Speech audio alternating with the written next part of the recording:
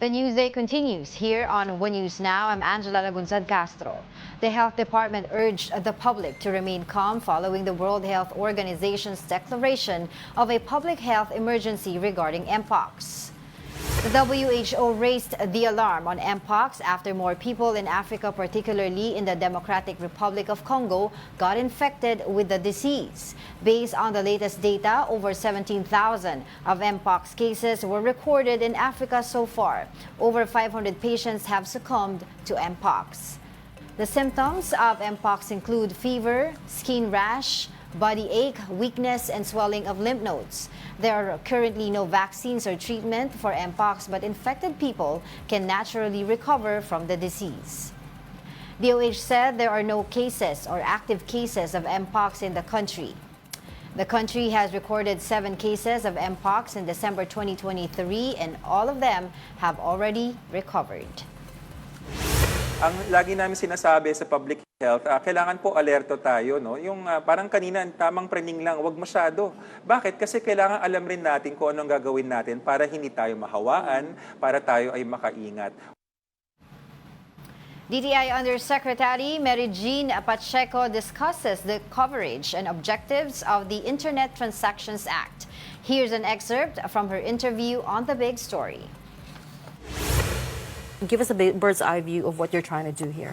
So the law, as you reported earlier on, the law was signed by the President last December. It's a fairly new law, but this is a landmark law because it covers all internet transactions. So it's simply, if you buy and sell online, this is the law that provides the regulatory framework to help, the main goal is really to build trust on e-commerce. And I always say, in DTI, we promote micro, small, medium enterprises. So we want more businesses to sell online because really the potential of e-commerce is huge.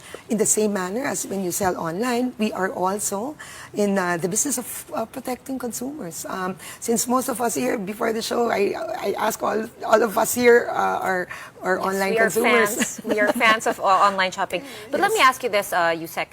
You said this is to build trust, and trust is a two-way thing. So you said to protect consumers, but I assume it's also to protect sellers. So it goes all ways and every way. That's correct.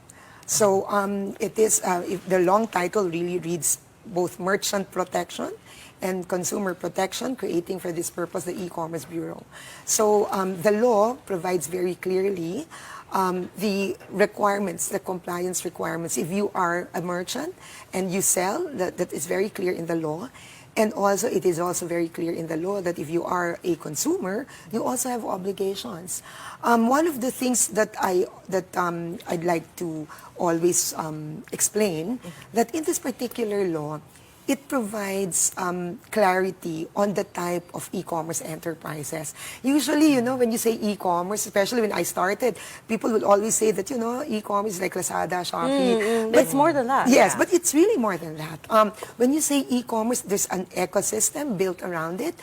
If you are a consumer, you have a merchant, and then you look at the product, you go through a platform. The platform connects the merchant and the seller. When you want the product, you pay for it, and of course, it's delivered to you. So that is, in effect, the ecosystem. And that's been considered here. And what are the enterprises? We all know about the digital platforms. The digital platforms are the ones that connect. So you know them as Shopee, Lazada, Facebook, TikTok Shop, Amazon, and all of that. So those are the digital platforms. If you are an e-retailer, you have a brick and mortar, or you have a website. You have your own. You are called an e-retailer. Okay. You have a presence, and then we also the law identifies online merchants. If you're planning to go out this weekend, have no worries because it's going to be a fair weather.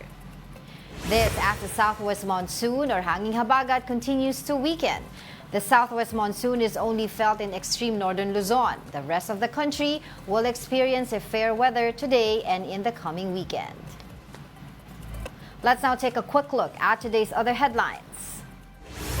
In the Philippine Star, the COMELEC is eyeing separate charges against those involved in the alleged bribery and money laundering. Chairman George Garcia said they will file a case if their ongoing investigation confirms the allegations made in the U.S. indictment. At least 4 people have been indicted by the federal jury, including the founder of Smartmatic, who already surrendered to authorities. And in business world, the Bangko Sentral ng Pilipinas cuts policy rates for the first time in nearly 4 years. The Monetary Board reduced the target reverse repurchase rate by 25 basis points to 6.25% from the over 17-year high of 6.5%. This was in line with the expectations of 9 out of 16 analysts surveyed last week. The number of Sharia courts in the country has increased to 63. This after President Bongbong Marcos signed a law that creates 3 additional Sharia judicial districts and 12 circuit courts across the country. There are now more Sharia courts outside of the Muslim-dominated Mindanao, including Calabarzon and Metro Manila. Sharia courts cover the customary and personal laws of Muslims. They are under the administrative supervision of the Supreme Court. Meanwhile, the Zamboanga Peninsula has the highest poverty incidence among the country's regions. According to the Philippine Statistics Authority, or PSA, 24.4% of households in the region are living and earning below the poverty threshold. Next is the Bangsamoro Autonomous Region in Muslim Mindanao with a poverty incidence of 23.5%. The poverty threshold per family for the Zamboanga Peninsula is at 13,897 pesos per month, while the threshold for BARMM is 12,884 pesos. Mas dumadami na raw ang mga curious na turistang Pinoy sa Tawi-tawi. Ano-ano nga ba ang mga may offer ng pinakadulong timog ng bansa sa mga turista? Para bigyan ng mukha ang Balita Mobile Journal, Francis Orsio.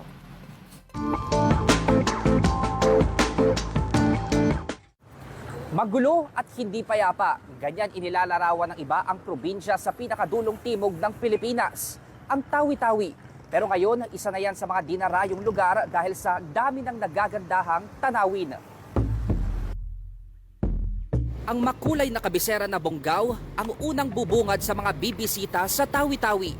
Malayo sa tumatak sa iba na imahe ng magulong lugar, payapa ang pangkaraniwang araw sa bayan. Maya't maya ka ring makakakita ng mga turista na tumataas daw ang bilang sa mga nagdaang taon. Curiosity raw ang karaniwang dahilan kaya isinasama sa bucket list ang Tawi-tawi. Sino ba naman kasing hindi mapapaisip kung ano ba ang itsura ng dulo ng bansa? Mostly ng mga nakakausap ko and nakakabisita dito, akala nila yung Tawi-tawi is magulo, no? But the good thing is, marami na rin nagvo-vote na yung Tawi-tawi is a good place and it's a nice place. Etong Tawi-tawi is tourism ready na po. Ilan sa hindi dapat palampasin sa mga kilalang tourist destination sa Bonggao ang Budbonggao. Itinuturing itong milagrosong bundok ng mga katutubong lokal. Karaniwan ding may makikitang mga unggoy dito. Bago pa man tayo makaakyat sa may pinakatuktok nitong Budbonggao sa Tawi-tawi, meron na agad sumalubong sa ating mga unggoy. Malaki sila. Actually. Pwede rin isama sa inyong listahan ang pagpunta sa Balobok Cave, ang oldest Chinese pier sa Tawi-tawi at ang pinakamatandang mosque sa Pilipinas. Siyempre, hindi rin mawawala ang mga nagagandahang beach, marine protected areas at mga scuba diving sites. Kaya naman mula sa 70,000 tourists noong 2021, umaabot na raw sa halos 70,000 ang bumibisita sa Tawi-tawi kada taon. Yun nga lang, aminado ang Bonggao Tourism na kulang pa sila sa pasilidad sa pagdami ng mga turista. Bagay na tinututukan na raw nila ngayon. Sa ngayon po, may mga infra projects po with investors, local investors. May mga hotels na ongoing construction, the resorts also. Since dumami nga yung guest, so parang na-feel nilang kailangan ng magdagdag na accommodation. At ngayong nagiging progresibo pa ang lugar, mas pinaghahandaan nila ang inaasahang pagdami ng turista. Yung goal ko po, hopefully magawa namin yung tourist development plan namin for this year para at least kahit papano yung mga dumarating dito na mga tourist is mabibigyan namin ng maayos na serbisyo din. Sa sandaling pagbisita ko sa Tawi-tawi, baon ko ang masasayang experience. Ikaw, isasama mo na ba sa next travel mo ang pagpasyal sa pinakadulo ng Pilipinas? Mobile journalist Francis Orcio po, hatid ang buka ng balita. And those are the top stories of the hour. I'm Angela Lagunzad Castro, WIO1 News.